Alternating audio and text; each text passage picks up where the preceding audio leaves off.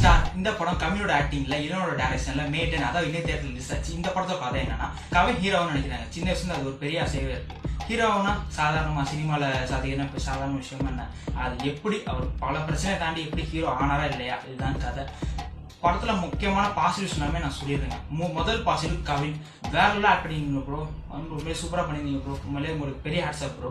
அதே மாதிரி ஹீரோயின் 2 பேர் வராங்க, 2 பேருமே சூப்பரா ரோல் கொடுத்த ரோல் சூப்பரா பண்ணியிருந்தாங்க. நம்ம லால் அப்புறம் கவினோட அம்மா அவங்களும் சூப்பராகவே பண்ணியிருந்தாங்க சொல்லி ஆகணும். மெயின் பாசிட்டிவ் நம்ம தலைவன் யுவன் சங்கர் ராஜா, பாட்டு பிஜிஎம் ஒவ்வொன்றும் வேற லெவலா பண்ணியிருந்தாரு. தரமான ஒரு ஆல்பம்னு சொல்லி ஆகணும். உண்மையிலே தலைவா சூப்பர் தலைவா. நீங்க இல்லைன்னு சார், நீங்க ஸ்கிரீன் பிளே சூப்பரா பண்ணிருக்கீங்க சார். அதே மாதிரி டயலாக்ஸ்லாம் நிறைய இடத்துல கைத்தறி சொல்லி ஆகணும்.